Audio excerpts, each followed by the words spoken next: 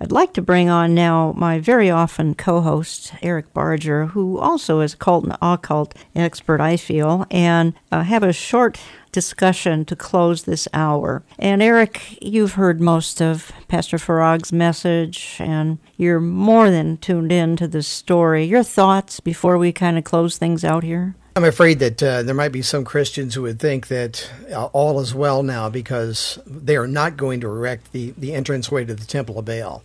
And I think we need to think again on that. I believe that this is probably going to happen at some point in time. In fact, news reports were out there saying they were going to reconstruct both of the temples that have the word Baal attached to them from Palmyra, Syria. So if they do that, these things are going to be the awe of the world. The world's going to look at this and look at the wonderful technology that we're using now to be able to carve stone, which is the way they're making these things block by block out of huge pieces of stone, and they're doing it with 3D technology. 3D. So it's not a time to let down our guard. Too often, I think, when we have some sort of victory, we decide to have a party and we forget that the enemy is not doing this. He's continuing on his mission. So we need to be the same. Yeah, I do think many feel when they hear this news that, I mean, you might say we've dodged the proverbial bullet. Others think, as you're alluding to here, Eric, that this is maybe a temporary reprieve. I don't think we know what's down the road. I do think that a statement that Pastor Farag and I made somewhere along through this interview here, that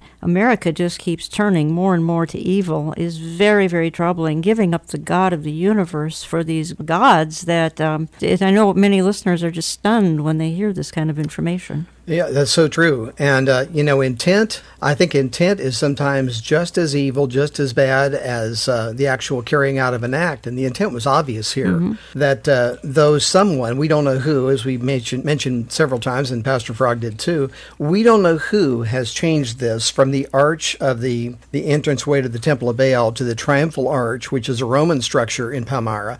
But they're going to reconstruct this Roman arch. Let's not forget where they were going to start with. The New York Times, the New York Post, the UPI wire service, the largest newspapers in the UK and in Europe, all reported, as Pastor Farag already pointed out in the last segment, multiple times that they were going to do the arch of the Temple of Baal, which, by the way, is the only thing still standing at that particular site in Palmyra. So it's no mistake. And the original intent, engineered by UNESCO and Oxford and Harvard, along with the Institute of Digital Archaeology, was to coincide with the UN's World Heritage Month and to unveil this 50-foot-high replica, this entranceway to a pagan temple. By the way, do you think they're going to unveil a 50-foot-high version of the cross of Jesus Christ? I don't think so. Good point. Yeah, but that's what the world is doing, and they're in awe of these things, and isn't it wonderful that we can go back and we can replicate antiquity or the things of antiquity? But this particular temple and this particular god that was worshipped by the pagans and sadly by many of the Israelites in those Old Testament days, this caused the wrath of God to come down on Israel on more than one occasion. And to put this arch in London, or have the plan to do it in London, and also at the crossroads of the world in Times Square, New York City, that ought to get our attention, that these people are probably going to come back with something else that we are going to see as completely the antithesis of God, evil in all ways. Here's why you got concerned. Even our other co-host, Joe Martin Rishi, another cult and occult expert, got extremely concerned, as did I. It's because there's some significant timing here, because April 19th begins a approximately 10-day time known as Beltane, which is an extremely high holiday within Satanism, just in the dark world, known as Beltane. And I think we need to talk about that for just a few minutes. And honestly, Eric, I don't want to get real dark here. This is not why people tune into Christian radio, but at the same time, we've got evil forces on the move. And whether or not this was an intentional timing to time into, with a demon god, timing into a very dark period of satanic activity around the world known as Beltane, we don't know, we do not know, nor do we want to be sensational here either, but it is highly suspicious, and I know you agree, as does our other co-host, Joe Rishi. Yeah, absolutely. And, it is always a balancing act to try to figure out how much information and what details we can give and how far to go and how far not to go when we're dealing with issues like this. It's just part of our job in trying to understand the times, but yet at the same time, not blow people away and gross them out. And, that's not our goal here. But I think it's important that the church, and our listeners, I think, are going to get this, because they're not just the average turn the radio on, listen to a few songs, and go on their way. These are people who want this kind of information. They want to be armed and be informed, and that's why we're doing this. So Beltane, or Beltane, it's pronounced both ways. This is perhaps the highest unholy day of the year to pagans. It could even eclipse, in some circles, Halloween or Samhain. At the same time, we know it's at least in second place. So this is an important thing. They were going to unveil the arch in New York City back when they were advertising, and the news reports were saying, from the New York Times to all the papers in Europe and so on, were reporting that it was going to be the archway to the Temple of Baal. They were going to do that on April 19th. Now, it's interesting, of course, I guess you have a 1 in 365 day chance of getting this, but April 19th in the world of the occult is called the Feast of Moloch.